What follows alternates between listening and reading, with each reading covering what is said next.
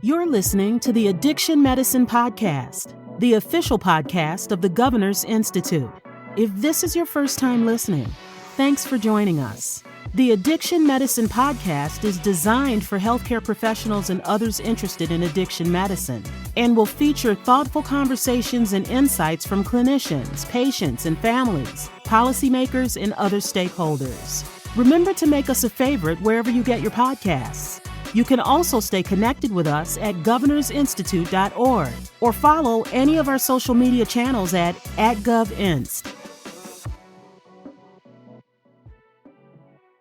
Like Zoe, who mentioned my name, I'm a rat pharmacologist, but I'm not going to talk about rat studies, hardly at all. And the other is that a third of what I was going to talk about, everyone has belabored to a great extent. So I'm going to skip a few slides about fentanyl and overdose deaths, which will give me time to talk about some things we haven't talked about yet, starting with cannabis. And it's a little disjointed. They asked me to give 2 talks, so I try to be fair to both topics, but I'll be able to go through the cannabis a little bit more slowly.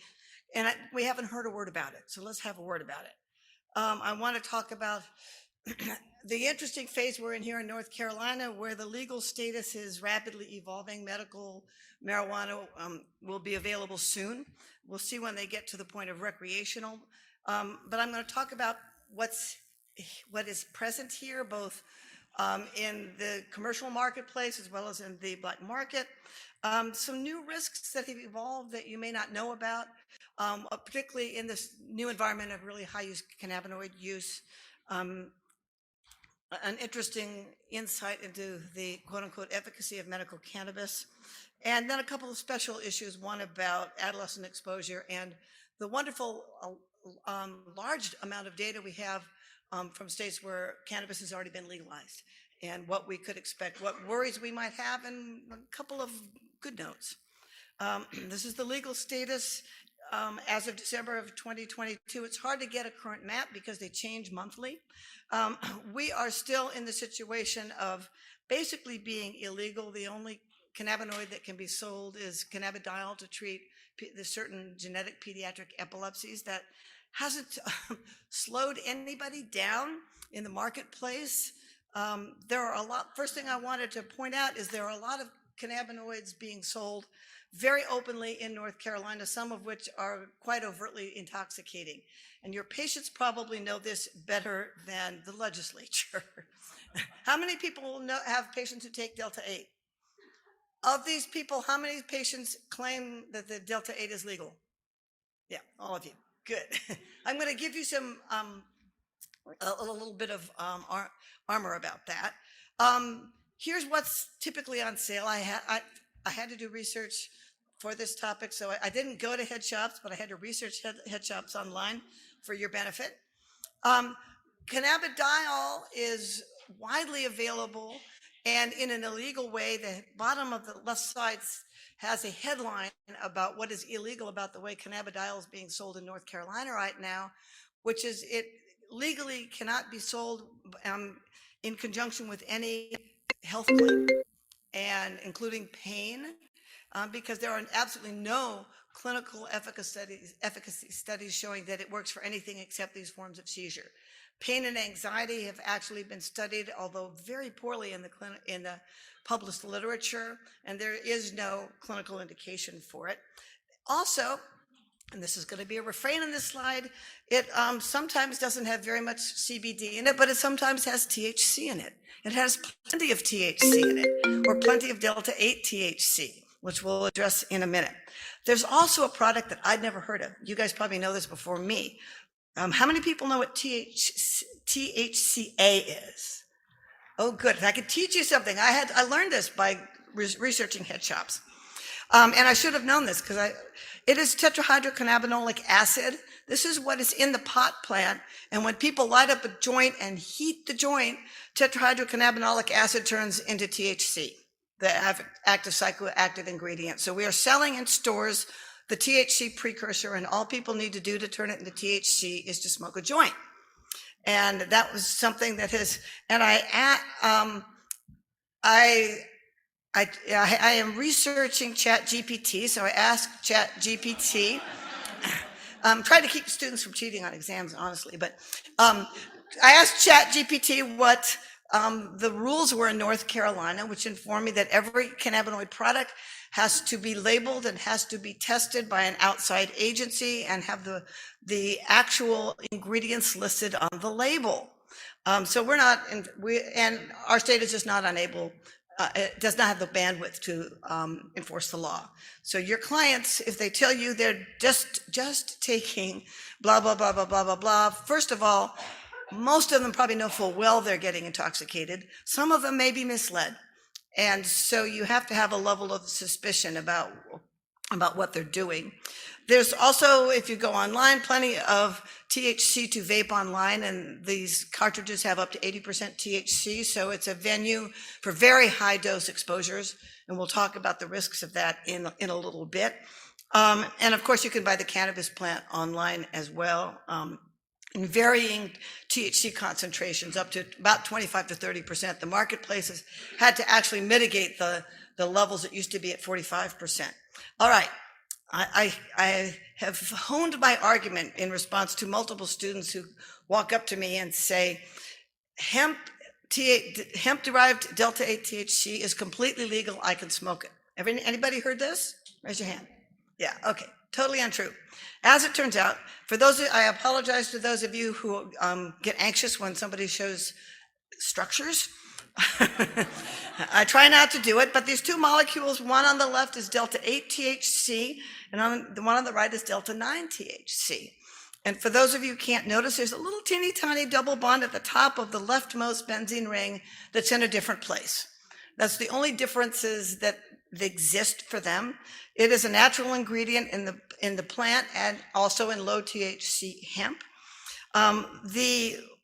It's fine to take it argument is on the left. It's a natural ingredient in hemp. Hemp is legal. Delta-8 extracted from hemp is legal. Therefore, any Delta-8 I buy is legal. That could be true, except that the prominent way that Delta-8 is being marketed in North Carolina and I think elsewhere is that because it's very expensive to extract enough Delta-8 THC from hemp to sell it to anybody. It's much cheaper to make it synthetically and put it in the hemp and put it in the hemp in intoxicating levels. So you can't be sure that the Delta-8 from hemp is free of intoxicating properties. The reality is that Delta-8 and Delta-9 THC are just about equally intoxicating. This was discovered in the 60s and have always been Schedule 1 according to the DEA.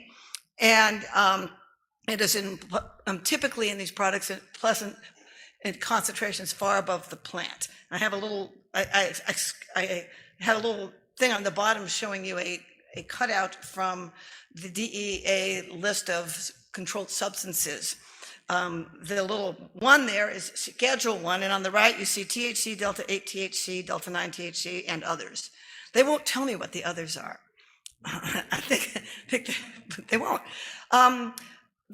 So cannabinoid, it's a wild game here in North Carolina right now. And unfortunately, you're probably going to have to advise your patients about what is realistic or not. The bigger high dose concern is, and this is a lesser issue because it's not as common here yet, is that the synthetic cannabinoids are also present in North Carolina. Nobody talked about that from all the wonderful talks about the UNC drug testing facility. But these drugs we have figured out finally, and what we know is that THC is a partial agonist at the CB1 cannabinoid receptor. It means it partially activates it. These are just really, really good at activating this same receptor, and everything they do is a cannabinoid effect, but at a very, very high dose. And at very high doses, which you can get because you don't know what you're taking, it's far more common to be dissociated than from people who are just smoking pot every day. You probably have smokers who do smoke enough every day to be dissociated. This is a common side effect of the designer cannabinoids. Oh, did I go forward? I went forward. And I bet I can't go back. Wait, I did. Whew. All right. Dissociation And seizures, which I'll talk about in the next slide, this is what perplexed us basic scientists when that first happened, because we didn't know anybody exposed to any kind of cannabinoid could have seizures. And I'll show you some data in a minute showing you that indeed these are seizures mediated by the cannabinoid receptor, and that it's not an uncommon outcome in high dose ER admissions for people in places like Australia, where it's pretty common for somebody to present with seizures. Also cardiovascular stimulation.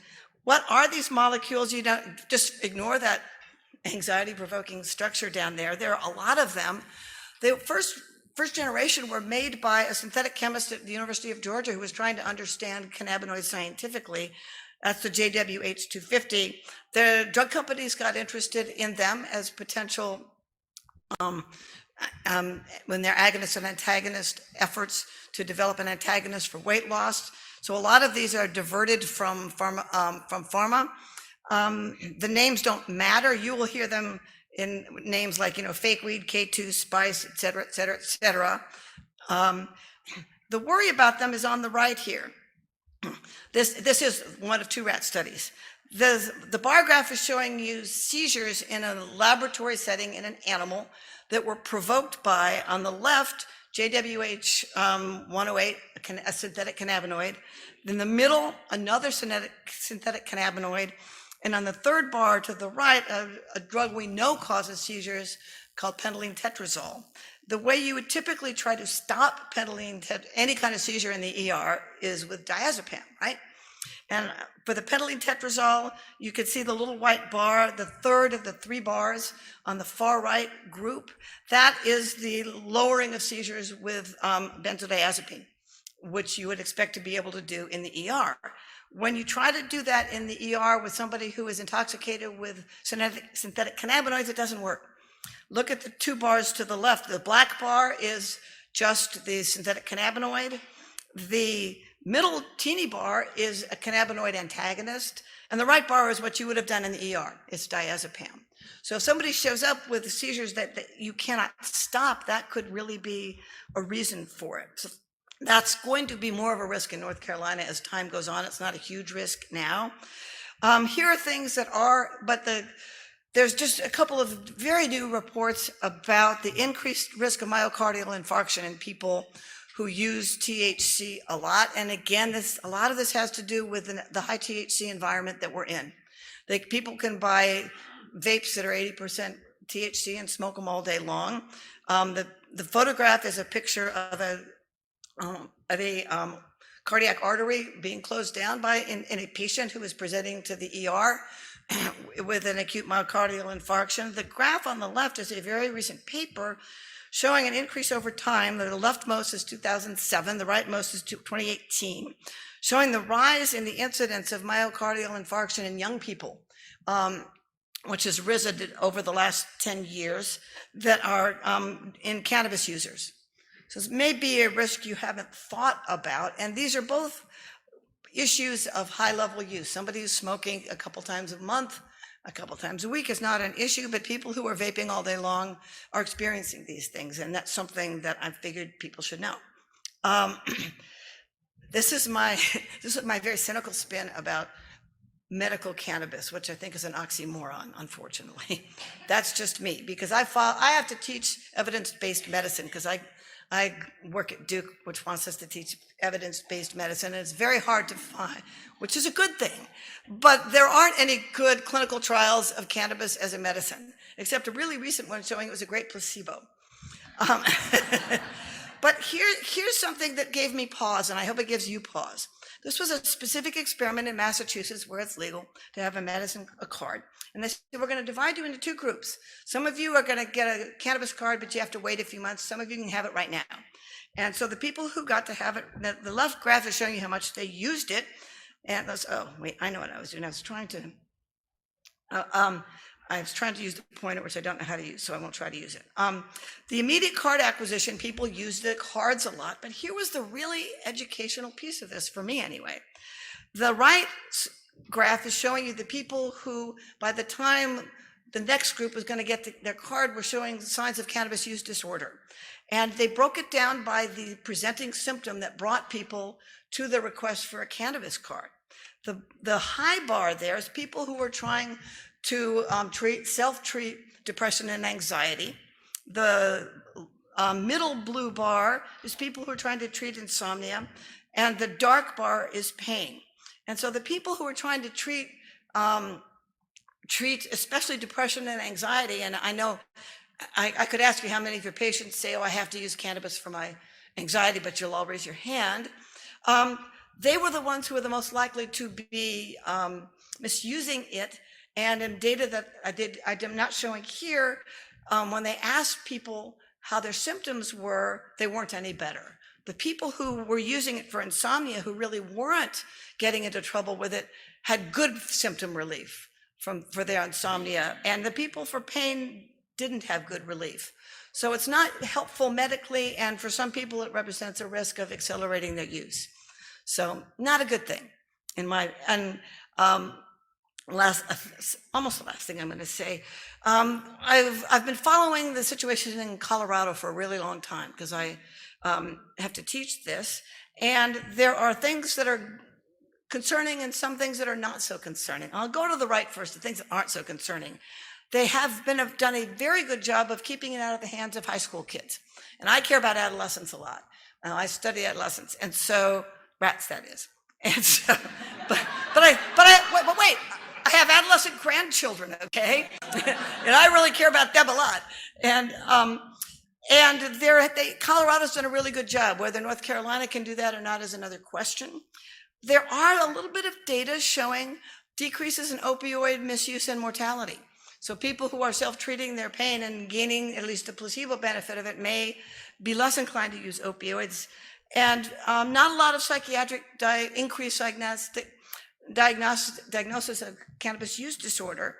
The not so good part is there's definitely been a 30 to 40% rise in use of cannabis by the 18 to 27-year-old age bracket, which is sort of the peak users of cannabis. More alcohol use, a little bit of increase in traffic fatalities, but it's nothing to be excited about. More THC positive hospital visits. That's not saying the harm was caused by THC, but the person who was presenting had used THC. But here's an interesting one, and again, I'm interested in development. More marijuana-related hospital visits for people who are pregnant. And more, of course, and you've run into this, more episodic vomiting from people's high-level use of cannabis. You probably know that. And more poison control reports because of children getting into edibles. And again, Colorado's done a very good job of shutting that down again, but it was a problem at the beginning. There's all these arguments about, well, Colorado was bad before they ever started legalizing it, and we're not going to have this trouble in North Carolina. And there's sort of data to support that, sort of not. The leftmost graph on the bottom is the use of cannabis by 18 to 25-year-olds. The red line is Colorado. The gold line is the U.S. at large, and it does tip up at about 2009 when medical marijuana became available. The use by younger kids has not changed. This is very common, and it's common in here. The perceived harm of cannabis continues to fall, but it's already low in the 18 to 25-year-olds in Colorado before they started, and it dipped down again when it became completely legal. And that's the legal and patient-related dilemma. There's a long-lasting survey of drug use by high school students in the United States. It's gone on for decades. And the use of cannabis by high school students, who are, of course, the people who are starting to use cannabis, tracks inversely with their perceived harm. So the less harmful they think it is, the more likely they are to use it. And that's a nationwide phenomenon. We are not immune to that. Okay. This is emerging data, and maybe you haven't seen it. We'll do the leftmost graph. I think I'll skip the rightmost graph because I don't want to be late, and it's about rats. I love studies about geographic differences in drug use as some evidence for where there really is drug-related pathology. You talked about France and drinking in the last talk. This graph on the left is a graph of in blue, the prevalence of high potency cannabis, and in red, the incidence of first diagnosis of psychosis. This isn't somebody who's chronically intoxicated. This is somebody who is drug-free and diagnosed with psychosis. By area, London, Cambridge, Amsterdam, the winner. Does this surprise anybody? Shouldn't. Amsterdam, et cetera, by city. And there's a rather direct correlation. And as I said, in the US, we are becoming increasingly a high THC content country. Not so much in North Carolina yet, but people can get it online. And I've talked to, very rarely I get to talk to drug users, but I have a volunteer position with my church when I do. And last time I talked to a group of young women who were trying to stop using cannabis in Durham, North Carolina, they all said, oh yeah, I vape it all the time. And talked about the troubles they had getting their boyfriends to give up, because they were stealing their vapes. And these are very high concentration THC. So the changing landscape here, kids, users think it's safe. I hope you guys don't think it's safe after this brief tour. We have active marketing of illegal intoxicating products in North Carolina. The synthetic cannabinoids can masquerade as CBD. Increasing health consequence for the youngest users. This increased incidence of psychosis is particularly, has had a couple of other papers suggesting that this are the kids who are starting in 14, 15, 16-year-old. You don't see it, people who starting when they are older. And with impending medical marijuana, you guys are going to have a job. You're going to keep your jobs because there's going to be more heavy cannabis users. Unfortunately, and most concerning is people are getting things that are intoxicating they don't realize are intoxicating, and some of them dangerously so. So that's my quick tour through cannabis. Any questions before I go on? Because the other one is a little bit with some stuff you've talked about. Okay, what other drugs? And you've heard a lot about the marketplace, so I'm going to skip a lot of this. What I want to focus on is giving you a little bit more detail about the designer cannabinoids and designer opioids and designer benzos that you've heard about a little bit from a pharmacologic perspective. You've heard people are using them. You don't really know, you haven't heard much about the pharmacology, and I can give you a little bit about that. And growing risks for adolescents. I'm going to continue banging that drum. I was told not to show this slide, and I decided after I got such a great lead in from everybody in the first session, I'm glad I left it in, because these are the new pharmaceutical compounds in North America by drug class. The biggest class, the synthetic opioids are blue, synthetic cannabinoids are yellow. The synthetic stimulants are the highest, most in terms of numbers of new molecules. And the reason you should care about this is anything that's out there in the world is going to be here. It may not be here yet. In addition, we don't know that it's here because our state is so, as you heard, has so much to do with fentanyl overdoses and deaths that they just don't have the bandwidth to be surveying what's coming in. We are making a wonderful start with the UNC entity, which I'll talk about in a minute, because I've been looking at their data as well. But anything there is coming, can come here. And so I wanted you to know about a couple of things. Skip this entirely. I went through every single GCMS because I love organic chemistry, and I tried to get. And I know it's a disorder, but well suited to my profession. But what I tried to abstract were unique molecules, and you've heard about the opioids already, but you haven't heard anything about stimulants other than meth. And there are plenty of new designer stimulants being made all the time. This happens to be my particular expertise because I'm a dopamine person. One of the two that are here that you haven't heard of are Udilone and N-dimethylpentalone. And I'll show you in a minute why you should be aware of them, because they work really better than meth. They are much more addictive than meth. They're not more, and we've talked about the sedatives, and the one on the bottom, bromazolam, is a new designer, one of the new many designer benzos, which also I think you need to have a word or two about.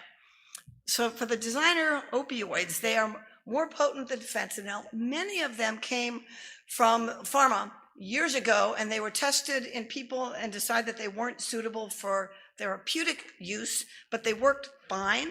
And you've heard about one of them, all the nitazene compounds. Two interesting things about them. I sort of apologize, but not entirely, for showing you a dose response curve here on the bottom. Look at the curves. The farther to the left the curve is, the more potent the drug is. That means a smaller dose will get somebody intoxicated. The lower down they are, the less effective they are. The comparison is, look at fentanyl, is the green line sort of in the middle. The red line, which is way to the left and higher than fentanyl, is eternitazine, is one of these designer opioids. So they're both, it's more potent and it has a bigger effect. And again, these are coming. You heard this in another talk. I just showed you that, they're at least here occasionally. And some of them are 500 times more potent than morphine. So there's something to be thinking about. The other thing that you've heard, and I've found a really great graphical illustration of it, is the top graph, which is showing you the reports of these drugs. This is nationwide. And what I want you to see is that we started out in 2020 with isotoniazine, and that became a thing. But then came morphine, and then came mitomidazine, and they're coming in waves. And as soon as one hits the marketplace, it becomes obsolete. And you have new ones coming in, and they are not going to be less effective than the previous ones. And so again, you have a tough job, which is you have people who are getting drugs, they don't know what they are, and they're likely to be difficult to reverse with naloxone. They can be reversed with naloxone, but you have to have a lot of naloxone.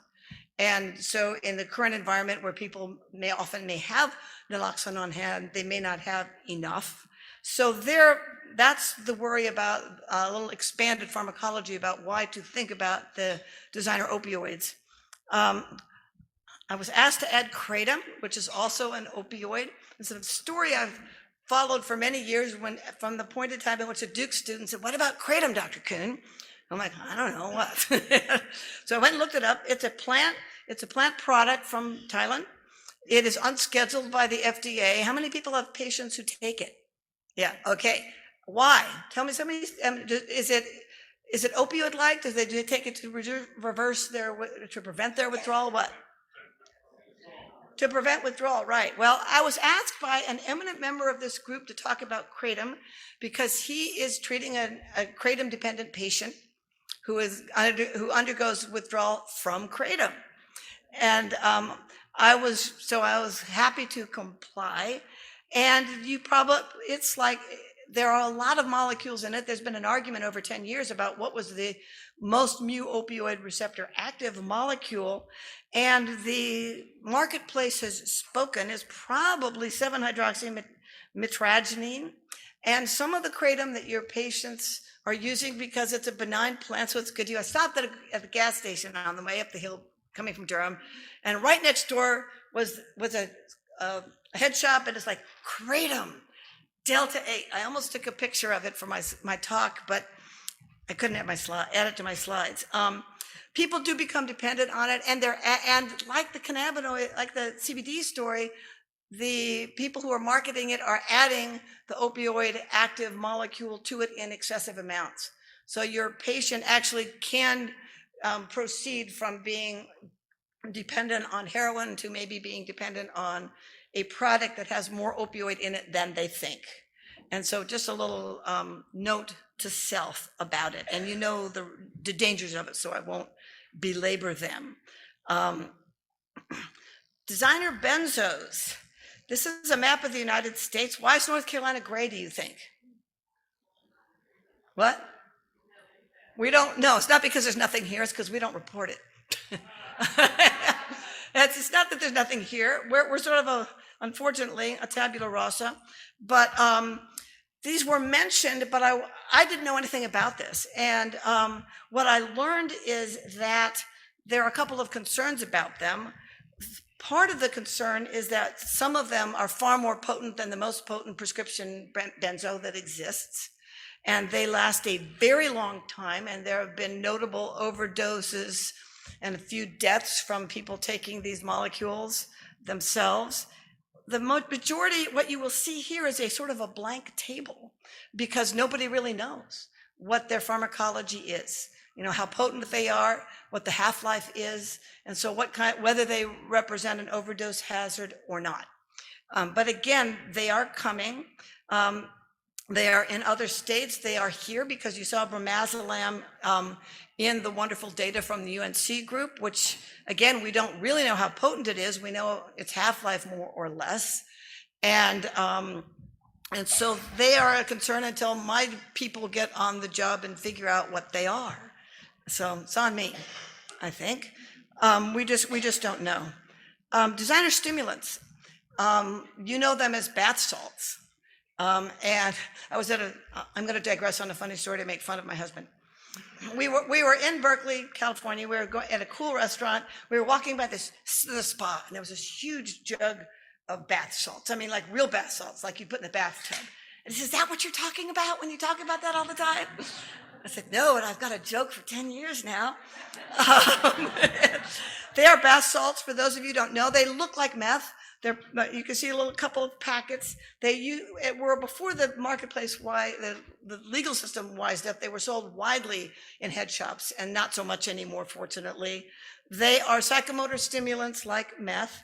They also have undergone gradual improvement on the part of organic chemists. There's two ways that you should care about them, other than just being like meth, which is obviously the major problem in North Carolina right now. They have made them increasingly potent, and so if somebody is taking them thinking it's going to be like meth, it's going to not be like meth, it's going to be like more meth. And for the top two that I'm showing you that increase synaptic dopamine and norepinephrine, the real risk there is the cardiovascular risk of somebody getting a much bigger cardiovascular stimulation than they might expect from meth. The other risk, and this is something we've studied in my lab a good bit, is the bottom two, because the chemists did an even better job here. They're not as dangerous, they're probably more addicting, because they're dopamine specific. Typical psychomotor stimulants, and meth is one, increase synaptic norepinephrine and dopamine, and to a certain extent serotonin. These guys just do dopamine, and at least in the animal models, they just think it's swell. And rats like anything we like. And so again, in the illegal marketplace where somebody here thinks they're taking meth, they don't represent a safe stimulant, something safer than meth. They represent something that's much more of an addiction risk than meth. Theoretically, we don't have a lot of data on them in people in other countries where there's a lot of such research done. In Australia, they show up in ERs sometimes for cardiovascular stimulation, but I don't read about clinical studies in the substance abuse population. This is the other thing somebody asked me to talk about, phenibut. I'd never heard of it. So you guys know more. All the treatment places around here know more about this than I do. But it turns out it's very like a drug I know a good bit about, because I used to have a grant about it. This is something that has been sold for decades as a dietary supplement. It's a GABA analog. You can look online and see, go to sleep, take this GABA drug that puts you to sleep. Well, generally, such molecules do not go through the blood-brain barrier, and the good thing about them is that they don't do anything to people. This one gets into the brain. It's a sedative hypnotic. It's a GABA B receptor agonist. You guys know about GHB, gamma hydroxybutyrate? It's most like GHB in what it does. This is something we used to study. I studied with an electrophysiologist friend. And so the danger is at high doses, it's not profoundly sedative, but people actually have seizures, which are poorly understood. And I gather that the substance using population is far more savvy about it than I. And so they know this. And again, it's kind of probably in an environment in which gabapentin has become as popular as it has been. This is something that's going to at least appeal to people, and it has some dangers at high doses. So I thought you should know about it. And a couple things about adolescents. Drug use by teens has rebounded post-COVID. They're not shut up at home anymore. I teach Duke students, pot use and alcohol are back to normal. now that they're not at home anymore. And in drugs, this is drug use from the Monitoring the Future study. The different color bars are kids in 8th, 10th, and 12th grades. This is the most recent data from 2021. So half of high school seniors are drinking alcohol. This doesn't surprise you. 30% are using cannabis. About close to 30% have used nicotine in some form or another. This is why it's a bit of a concern, because they are probably more resourceful than we are at parsing out drugs that may not be entirely legal on the internet, or stealing them from parents. And I ran into an article about one of these synthetic benzos, flualprazolam, which caused an outbreak in a bunch of high school students because somebody got their hands on it, gave it to everybody.